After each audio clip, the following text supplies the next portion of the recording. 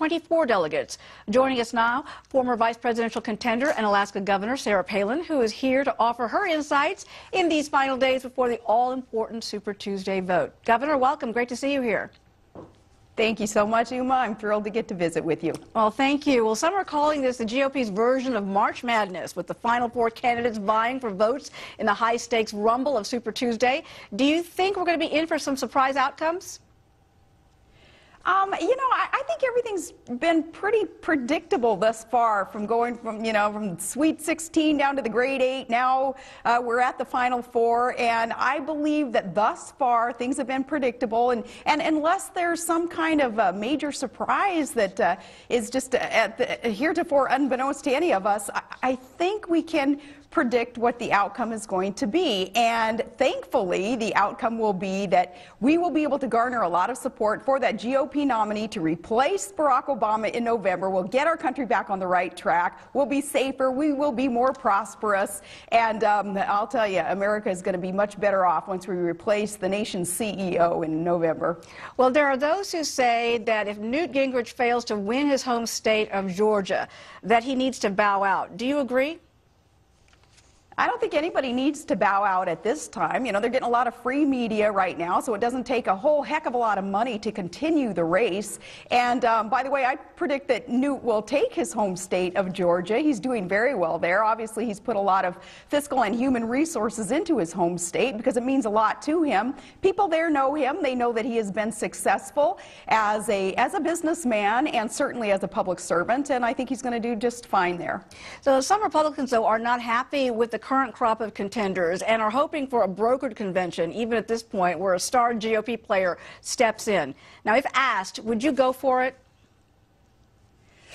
Well, I'm not going to be asked. So hypothetical like that, I think I can just skip that and move on to dealing in reality. And reality is that we have four good contenders today, and if it does result, this process, through great competition into a brokered convention, I don't think that should be anything to fear. I think that that is a continuation of a very competitive and albeit heated process. We shouldn't be afraid of that. What we should perhaps be afraid of, though, is who actually does the brokering, who is behind those closed doors in the proverbial smoke-filled room that would decide who would be worthy of getting that GOP nod.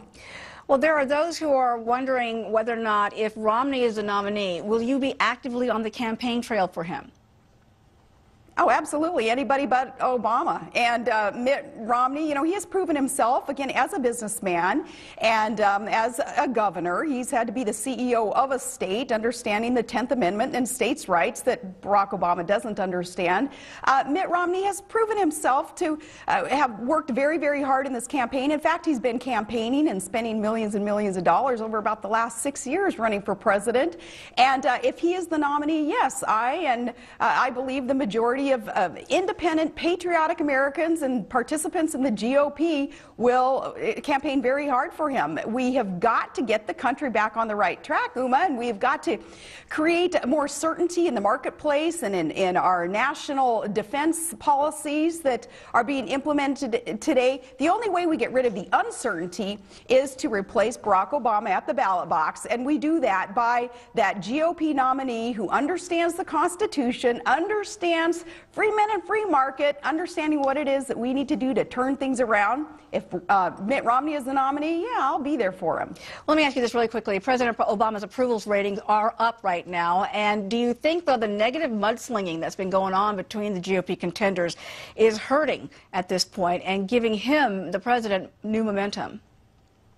Well, I think that observers of the GOP process do get tired of some of the pettiness that goes on within the campaigns. Take, for instance, Rick Santorum was just slammed last week for, quote unquote, a dirty trick that he used in trying to solicit Democrats and good union brothers and sisters support there in Michigan. That's not a dirty trick, and for him to be accused of that by his GOP opponents is it's ridiculous, and it wastes a lot of time, and that makes a lot of us kind of impatient impatient in watching some of that pettiness. More power to Rick Santorum for trying to bring more into the fold, understanding that the GOP nominee will be the one to help turn this nation around.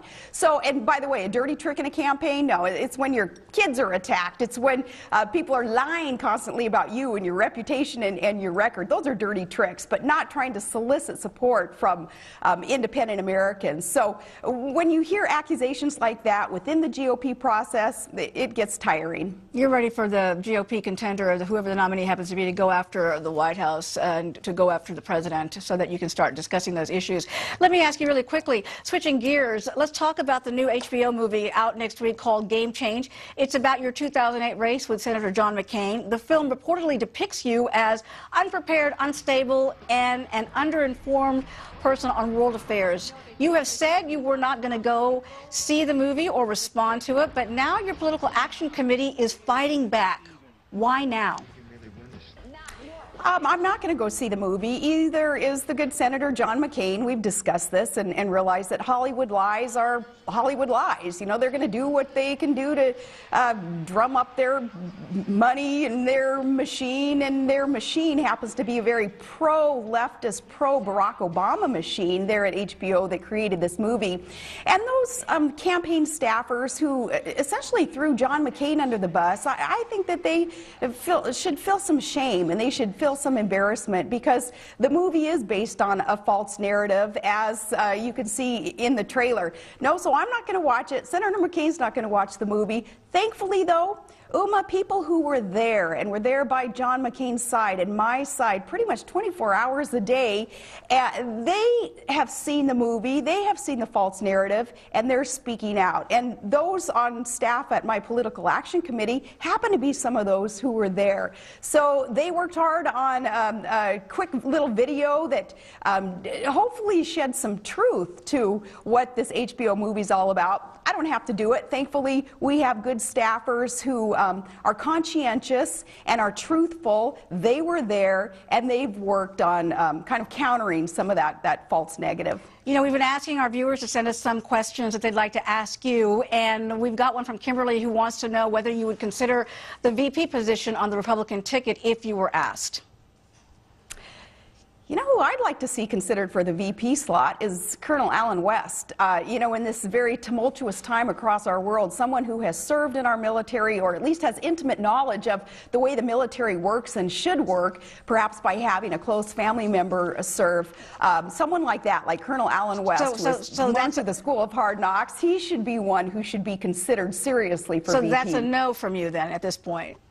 It's not a no. What I'm saying is, if I were in a GOP presidential candidate's shoes, I would first look to Colonel Allen West. All right, got it. Sarah Palin, it's always great to see you. We're out of time with all the breaking news that's going on as well, but we certainly appreciate you joining us today, sharing your insights. It's always great to see you. Thank you, and our heart goes out to those in the heartland who have just been so devastated by these storms. Our prayers are with you. Absolutely. Thank you.